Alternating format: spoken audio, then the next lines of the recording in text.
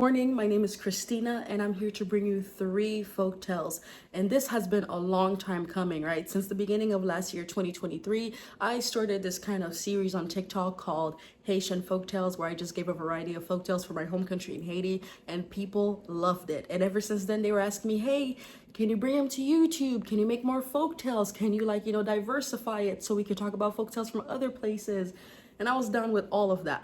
I was down with all of it, but I was depressed. I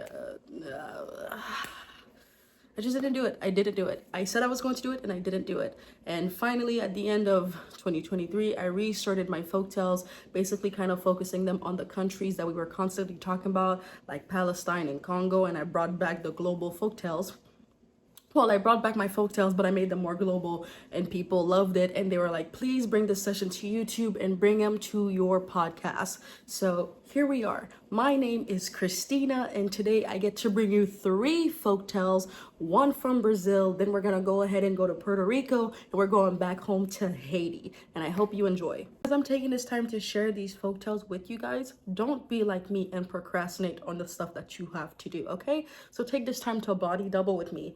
Go do that laundry that you've been putting off, okay? Go clean those floors. Go reorganize the closet that you said you were gonna reorganize like, what, 2 weeks ago?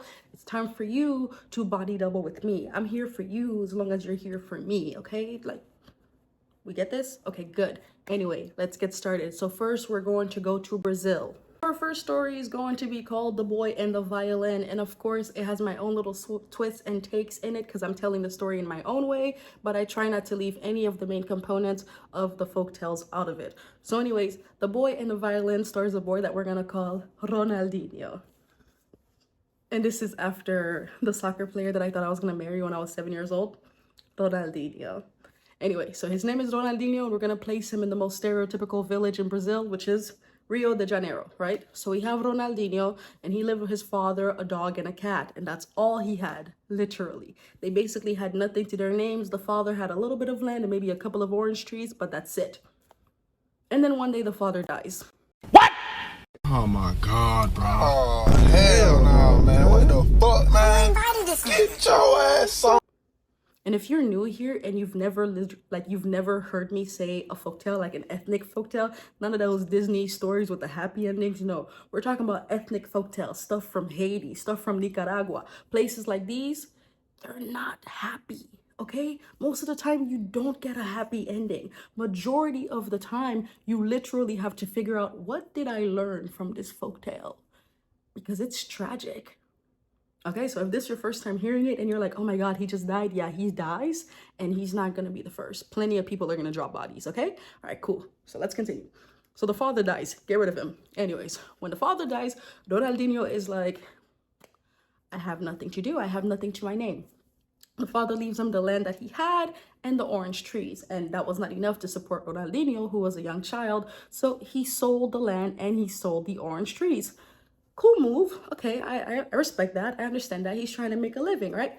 However, Ronaldinho always wanted a violin, right? He feels like he knows how to play already. He always wanted a violin, and his father could never get it for him. So what does he do? With the little amount of money that he made from selling the land and the orange trees, he buys himself a violin. Same. Anyways, he buys himself the violin. He looks at his dog and cat and he's like, you know what? My dog deserves better. I'm not going to be able to take care of my dog, so I'm going to give him away to my neighbor. Off. The dog's gone. But fuck the cat. The cat gets to stay and the cat gets to starve. Like, he didn't give away the cat. Like, I feel like the person who wrote this folktale has, like, issues with cats, because, like, why he ain't give away the cat too? Like, the cat deserved better too, you know what I'm saying? Anyway, Ronaldinho is left with his cat and he's like, I need some money, so I'm going to go to the king's castle to see if the king needs shepherds, because I used to work with animals with my papa, and so if the king needs shepherds, maybe I could get a job there. So he waddles off to the castle and he goes to the king and he's like, sir, my good sir, do you need a shepherd? I know I'm young and small, but I'm very mighty, and I can definitely herd some sheep for you. And the king's like, no thanks, I don't need any shepherds. I have 5 of them. They're very lazy. The sheep are fine. We don't need anybody else. So Ronaldinho gets sad and he runs away to the woods. The cat follows him there. Ronaldinho sits down under a tree and he begins to play his violin. And he actually plays beautifully, like some good stuff, right? The tune is just impeccable, but the tune is sad as well. So he begins to play, put like the little Mr. Krabs sad violin thing here. I don't know how copyright works on YouTube just yet, because this is like my first day here. So I'm not risking none of that stuff, but like use your imagination, okay? Just think about a sad violin playing, but like a good one. So that's what he does, right? So he's under the trees and he's like, wee, wee, wee, wee, wee. And the cat is like, this is a banger. Like, he's really good. Like, he's really good at this. And the cat begins to dance. And off in the castle, the sheep were like, we're hearing some good old tunes over there in these woods. Like, we want to go check it out because this tune is banging. So the sheep starts to go towards the woods, and the shepherds, again, like the king said, they were lazy. So they kind of missed that the sheep kind of just went off. The ship. I have an accent, so bear with me. So they kind of missed that the sheep kind of just flocked to the woods towards the sound. And when they woke up and the sheep was there, like the sheeps were gone, they were like, oh, we need to find the sheep. So they go to the woods and they're trying to find the sheep. But whenever like they come close to the sound, it sounds like it's coming from far away. So if they go right, the sound sounds like it's coming from the left. If they go left, from the right. And nowhere in this story tell does it say it's a magical violin, but like we're gonna get 2 + 2 and get 5 because it doesn't add up. Anyway, so the shepherds never found the sheep, but the sheep ended up finding Ronaldinho, the violin, and the cat. And the sheep were like, hey, this is a banging tune. And they start dancing. So Ronaldinho's playing his sad tune, but then he notices that the sheep and his cat are dancing. And he's like, haha, that's a little funny. I know how I get when I watch animal videos. I think animals are adorable. So I feel him when he starts laughing, right? He starts laughing and he's like, you know what? My life is not so bad after all. And he starts playing a happier, more cheerful tune. So when he starts doing that, the sheep and the cat start dancing a little bit more happier. And we don't talk about the shepherd again. So let's just assume they go home. Okay, they go back to the king and the king's like, where's my sheep? And the shepherd's like, I don't know. It'd be like that. Anyway, back to Ronaldinho and the dancing animals. As the animals are dancing, like some monkeys go up in the trees and they're like, yo, this tune is banging. Like, let's go out there and see what's that. And so they go to Ronaldinho, the violin, and the dancing animals, and they start making a fuss. They're like, ee! That was a horse. That's not a monkey. But I'm not going to do a monkey sound for certain reasons. Anyway, so they start, monkeying around, ha ha ha, and they're so loud that Ronaldinho has to stop, and he's like, hey, if you guys keep monkeying around, I'm gonna have to stop this music, okay? Like, I'm playing music so that everybody can hear, not just for you guys, all right? And the monkeys are like, okay, we respect that. We adore a man who knows how to stand up for himself.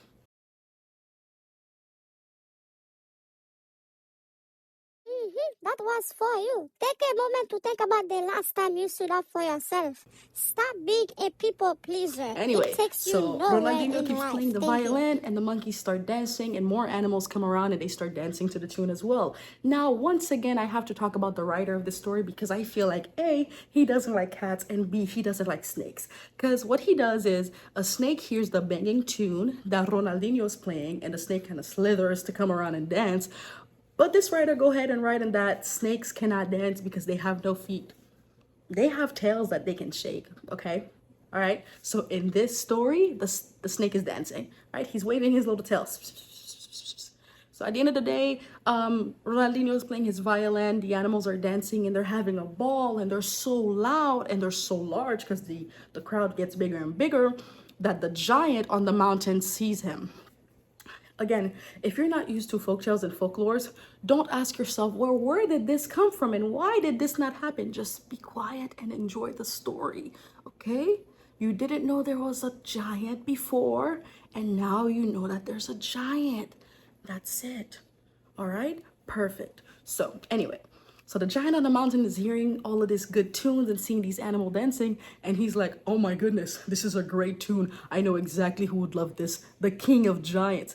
And despite what physics have told you, despite what any of your science teachers and those two dudes who talk about science all the time on that TV show have told you, he kind of take his arms and he grabs everybody, Ronaldinho, the cat, the sheep, all the animals, the snake, the dancing snake. He grabs them all up and he takes them to the king's castle. That's a strong man. That's a strong black king right there. Why is he black? Why not? He's in Brazil. That's an Afro-Latino, okay? Anyway, so he takes him to the king of the giants, and the king of the giants is amused. He's like, oh, look at these animals dancing and the violin player. Ha ha ha ha. This is very amusing to me. And because he's the king of giants, when he laughs, he causes an earthquake in the town nearby. You know, the other town where Ronaldinho comes from. So they're having an earthquake, but we don't really care about these people, so bump them. Anyway, so the king's like, this is so great. I have a deal for you. I have a daughter. There's always a daughter. I have a daughter that's been depressed for the past 2 years. And despite what the doctors have told me, I've decided to neglect all signs of her mental illness and just left it to God.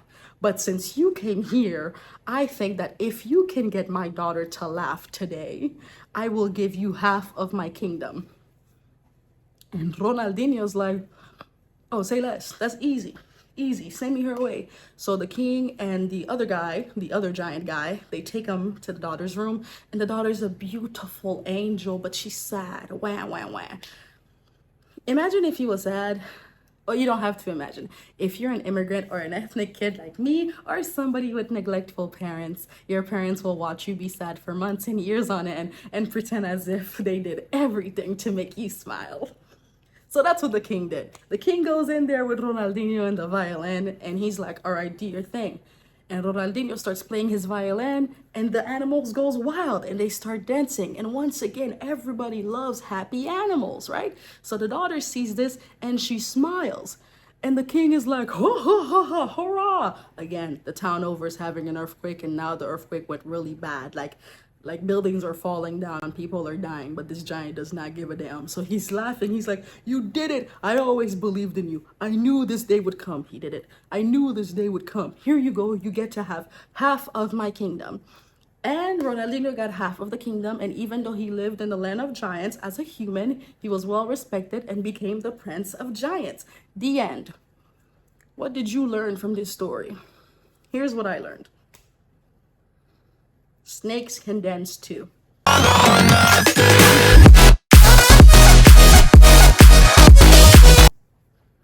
Because what you mean the snake can't dance because it don't got no legs? Some people don't got legs. That mean they can't dance?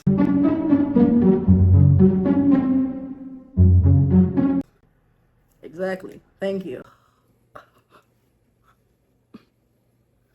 I hope you learned a valuable lesson from our first folklore. And I hope you finish folding that laundry. Or at least if you're not finished, you started. Because if you're still laying down, then I am really upset with you.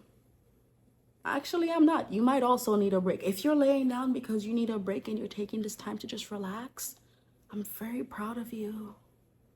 I'm here to give you confusing affirmations, okay? So if you're laying down, not because you need to lay down or like you really want to, but you're laying down just because, I'm very disappointed / proud of you, okay? But if you're also doing like the chores that we talked about earlier that you need to do that you've been neglecting, I'm very proud of you. But if you're overworking yourself and like you need a break, but you're not taking a break, like with these stories that I'm telling you right now, I'm very disappointed in you. Okay, enough yappa yappa. It's time for us to get to the second folk tale, which takes place in Puerto Rico. All right, so if you didn't know, the Tainos are some of the natives in Puerto Rico. So this is going to be about natives in Puerto Rico. This was sent to me by a friend of mine on TikTok. She sent it to me at the beginning of 2023. And now we're in the beginning of 2024. And you deserve to hear it. So the name of the story is called The Hummingbird, okay? And it's actually a funny... All right, you let me know how it is. Okay, so back in the days, in the native land of Puerto Rico, there was a young girl named Alida. Alida was the daughter of the chief of the tribe in Puerto Rico, right? Of one of the tribes, actually. So Alida used to like hanging around the woods, and she loved the water, but her favorite place to be at was this waterfall that had a little cave behind it. She would often hang around there by herself because she loved her solitude. Me too, baby. So she would be there every day, just, lollygagging and lollygagging and just, doing whatever people do. I don't know what they did back in the days like that, because she's by herself. What was she doing? Hey, who knows? She was probably creating stories for me to tell you. You see, Everything's connected to everything. Anyway, so one day she's hanging out there and she sees a young little boy and she's never seen him before and he looks like he's around her age. And she asks, "What's your name?" And he says, "My name is Taro." And as she looks at the marks on his body, she realizes that he's from the opposing tribe. After talking to each other for a little bit, Taro explains that all of his family members, his friends, and his community has left him because they thought he was gone. And he doesn't know where they are, so he's been kind of taking care of himself for the past couple of months. So Alita feels that this is sad, but Alita thinks that he's pretty cool, so they start hanging out together all the time, every day. Do you see where this story's going? Yes, it's native Romeo and Juliet. That's right, I spoiled it for you. Now that you know how it ends, get out of here.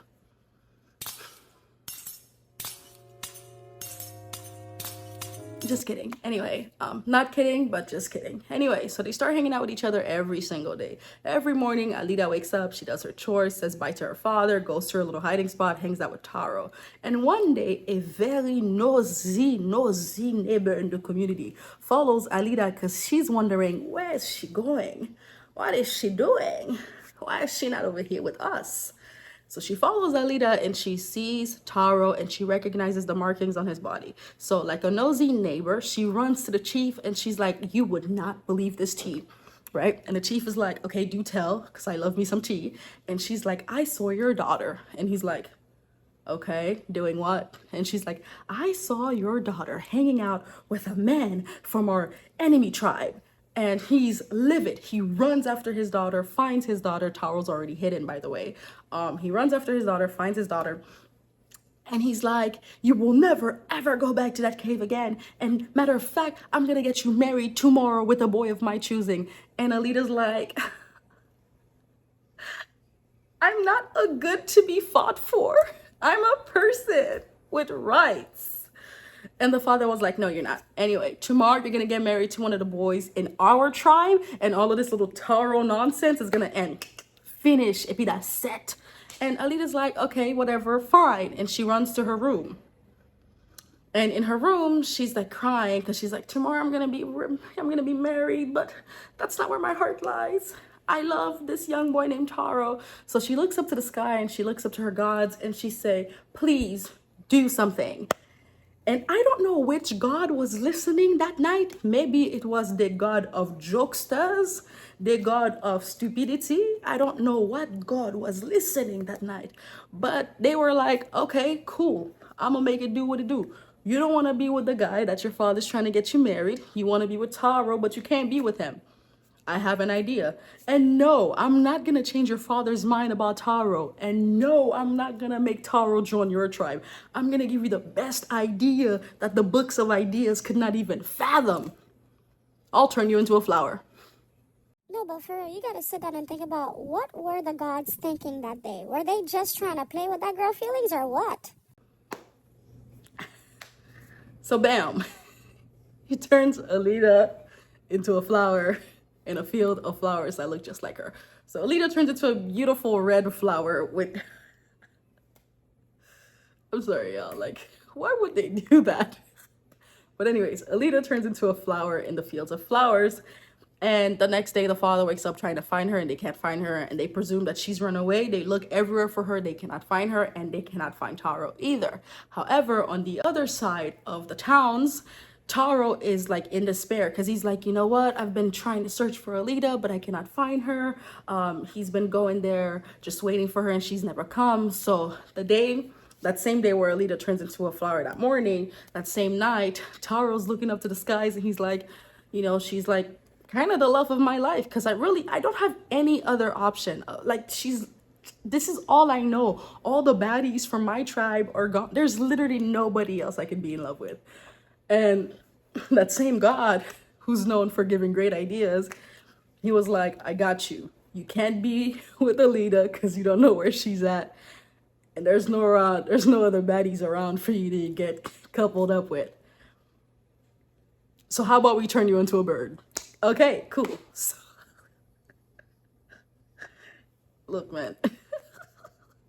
These stories are so fun, and this is what I'm telling you. If you keep asking why, when, where, what, like, you're not gonna get it. It's literally for fun, okay? Like this. Anyways, So they turn our boy Taro into a bird, and he turns into a hummingbird, and he begins to fly around, right? And as he's flying, the moon tells him actually, hey, just so you know, that God you were talking to, he turned your girl into a flower. She has red petals and yellow pollen. And Taro's like, okay, well, I'm gonna go look for her. And Taro goes flying around all the communities and all the tribes looking for the flower. And he ends up on Alita's community and tribe. And he sees this field of beautiful red flowers with yellow pollen. And he starts going around trying to kiss every petal, just trying to find his girl. And as he's doing so, the chief is looking onto the bird and he's like, what a beautiful bird. I love the sound it makes with its wings. It's such a pretty bird. I love the sound of its kissing the petals. I'm going to name this bird Hummingbird. The end. Taro never finds Alita again. Literally, the story ends by telling you, and Taro is still looking for Alita till this day. He never found her. What did we learn? What did we learn, huh? Because I'll tell you what I learned. It doesn't matter where you're from. It doesn't matter how the story is told. Romeo and Juliet based stories never work out. So if you're with a dame or if you're with a man, you loves him, but the cards are stacked against you, give up. Give up. Go get a degree. Go get a job. Live in isolation. Give up. All right, thank you. Next. So I hope you're almost done with these chores and I hope you're having a good time resting at the same time. The most confusing affirmation you'll receive. What? I hope you're done resting. I hope you're resting if you were resting. And if you got up and did those chores, I hope you're almost done and you're proud of yourself. And again, confusing affirmations. If you're overworking yourself, that's not cool. If you're just being lazy, that's not cool. Balance. All right, moving on to our last story. We're flying home. We're going home to my hometown in Port-au-Prince. And if you're Catholic and you're about to listen to this story, I genuinely mean no harm against your religion. I was raised Catholic and I still practice some of the stuff I learned from them till this day. I'm no longer Catholic, but this folktale is for like a Catholic group. It's not for a Catholic group, but it's from a Catholic group. Let me give you a bit of background. You'll understand me. So when I was in Haiti, I went to a Catholic school. I went to a Catholic school. And in our Catholic school, it was a week before our communion.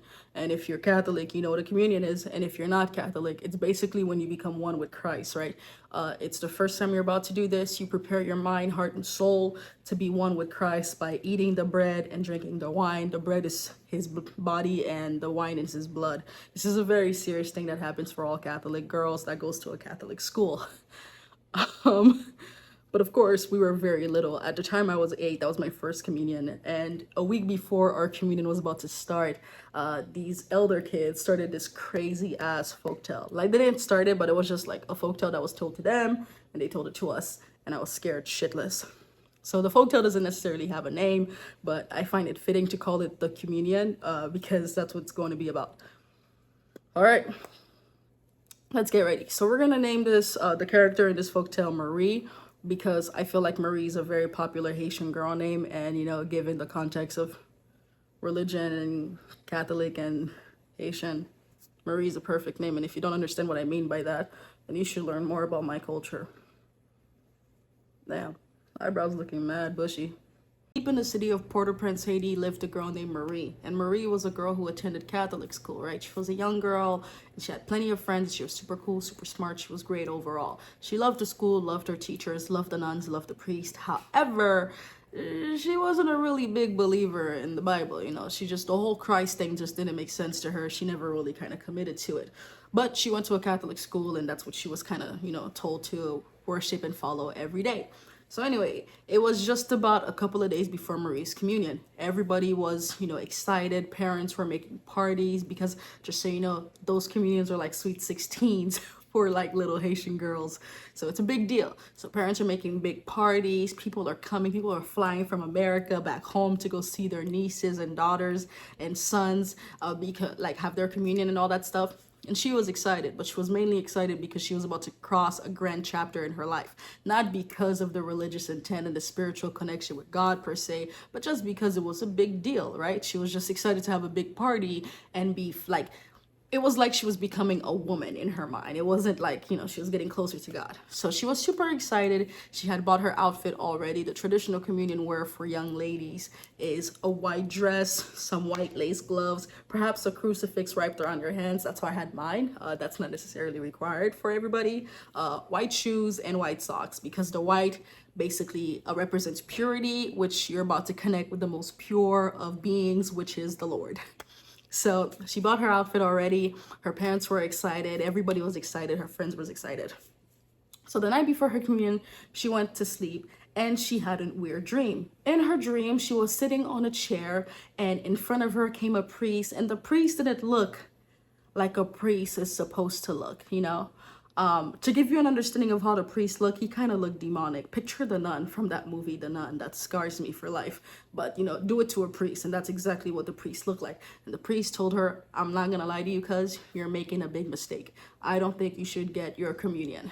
And Marie woke up. You know, she was like, scary dream, but she paid it no mind because, again, she was not a very spiritual person. So she got up that day, brushed her hair, hot combed her hair. We did not play about that in Haiti. Everybody was getting their hair hot combed forever. On my communion day, I promise you, I was sitting outside that lady's house for 6 hours. Anyway, so they were getting their hair hot comb. Everybody's getting ready. We're so happy. We're so excited. People are getting dressed up and we're going to the school. Naturally, it's a good energy, good atmosphere.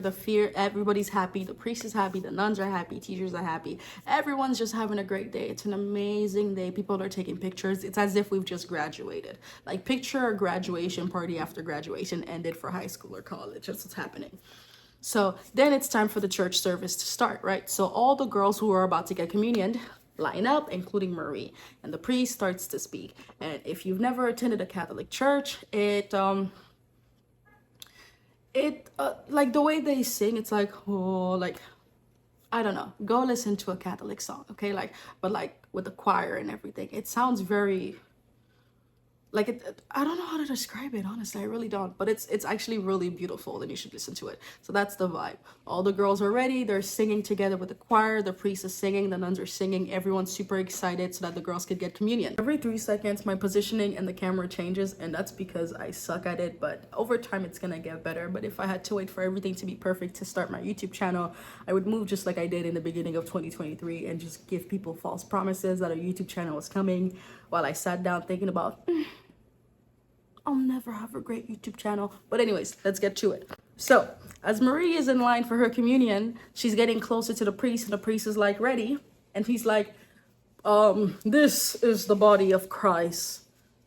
I forgot how it goes, but you get it. This is the body of Christ. This is the blood of Christ. You know, if you're not ready for it, you're not ready for it. But these girls have practiced all their lives to be close to it, for it to happen. So they're ready to consume the body of Christ. Anyway, the girls are ready for communion. They are in a line, and the father is about to do what the father does, right? So he's like, the body of Christ, the blood of Christ. These girls have been waiting all their lives to get connected to God. Those of us who have done and passed such wonderful, those of us who have done it already knows the honor and the grace it feels that we have to be in our Maker's, you know, surrounding talk. It's time for the girls to line up and get ready for communion. So the girls get up, hands claps together, and they're walking towards the priest in a line to get communion. You know, they're going, you know, and every time a girl steps in front of the priest, he takes out the bread. May God be with you. This is my body. Num num num num num. May God be with you. This is the little cup of wine. May God be with you. This is my blood. Num num num num. And the girl walks away. Well, of course she's like, you know, this, and she walks away. Cool. That's how I did it back in Haiti, and I remember because it was a fantastic day for me. But anyway, as Marie is in that line and her hands are clasped together and she's coming closer to the priest, she hears a voice in her head that says, "Stop, leave. You are not ready." Now, Decide for yourself, who is that voice? Is it the demon priest? Is it God? Is it Jesus? Decide for yourself who the voice is. Regardless, Marie, though she's taken aback by how loud the voice is, she doesn't care. She keeps coming closer to the preacher. Well, not a preacher, the priest, because this is Catholic. So she keeps coming closer. As she gets closer to the priest, now there's like 4 girls in front of her. Before she gets to him, she hears another voice says, "Stop, you need to leave. You are not ready." And Marie's a Haitian lady. And you know about the Haitian ladies? You know one thing about them? They are stubborn. Very, very, very, very stubborn. If you have a Haitian friend, turn to your Haitian friend and tell her, you need to learn how to change your mind. That's okay, all right? You're not always going to be right. Life is about learning. If you have Haitian mom, or if your significant other has Haitian parents but Haitian mom, don't say that to her. But anyways, let's continue. She's very stubborn. She's like, I didn't work this hard for me to just walk away. Plus, my parents are in the crowd. You know, my grandma just came from Italy. Like, everybody's here looking at me. I'm the shining star of the show, so I'm not leaving. So Marie continues to go forward. And then there's one girl in front of her, and that girl gets her communion, and she bows and she leaves. And as she's leaving, Marie hears one last time, "I told you to leave. You are not ready. This is your fault." Marie's like, who cares? I don't give a damn about this. I'm going to eat this bread and drink this wine and, you know, bow down and have a great night. So Marie goes in front of the priest. And the priest takes a moment and he looks at her for a little bit and he sighs and he says, "Okay, the body of Christ." And she eats the bread, and you're supposed to kind of let it sit on your tongue, I think. I'm pretty sure I'm right about that one, but like, correct me if I'm wrong. You're supposed to let it sit on your tongue, and then you're supposed to, like, you know, obviously drink the wine. So she lets the bread sit on her tongue and it starts to dissolve, and she gets the wine because he's like, you know, blood of Christ, and she takes the wine, she drinks it, and she bows. And as she's walking away, you know, from the priest to the other side of the stage, as she's walking away, she stops because there's an awful and weird texture and taste in her mouth. And as she uses her tongue to kind of... Yo, this is my first time making a YouTube video and I'm already facing technical difficulties. So I guess I never recorded that part. But anyway, as she lets it sit in her mouth, it doesn't dissolve instead, and it turns into a weird texture and it becomes meat, right? So it's rotten meat and blood starts to pour out of her mouth. So the bread and the wine ends up turning into rotten meat in her mouth and she has to spit it out. Anyways. So as I was saying, the bread had turned into rotten meat inside of her mouth and the wine had turned into blood. So when she dropped it, she turned around and looked at the priest in sheer horror and shock. And as she was turning around, the blood started pouring out of her mouth because it just did not stop pouring. And she was wearing white, so the crowd could see what was going on clearly. And they were shocked. They were like, "Oh my goodness, what's going on?" Her family was shocked. She turns to the priest and the priest looks at her and says, "We tried to warn you." And with that, she drops dead from a heart attack. Just... no more Marie. She went night-night, baby. She was gone. She was no longer with us. And so you could imagine the sheer terror I had when they told me this story a week before my communion. Me and my friends were scared shitless. I remember the day of my communion, I had a friend named Neisa. And she had like similar last name to me, so she was a couple of girls behind me. And I remember turning around to her like, and she was looking at me with fear in her eyes, and like we were saying our Hail Marys, bro, like, "Sorry God for this, sorry God for that, sorry God for this, sorry God for that, I'm ready, I'm ready, I'm ready, I'm ready." Lucky for me, it was a good day. I did it. It was fun. It was amazing. But nobody could stop me from almost shitting myself. Like, when that bread touched my tongue, I was like, "Oh my God," like, until I sat down. Literally, I walked on the stage and I was like shaking, and then I sat down and I was like, it's gone. I did it. Yeah! Anyway, that was the 3 stories that I had for you guys today with my stiff ass wig. Please feel free to send me more folktales and folklore either on my TikTok or on my email, which I'm gonna write down below, preferably my email, because my TikTok, it's really hard for me to get all the comments and all the requests. I've been trying to go through them, but honestly, it's a lot and I can't necessarily do it. So preferably you guys start emailing your folktales and folklores. I would love to start spreading culture and and sharing our stories, because then we realize just how much we have in common. With that being said, I hope you guys have a wonderful day and stay safe.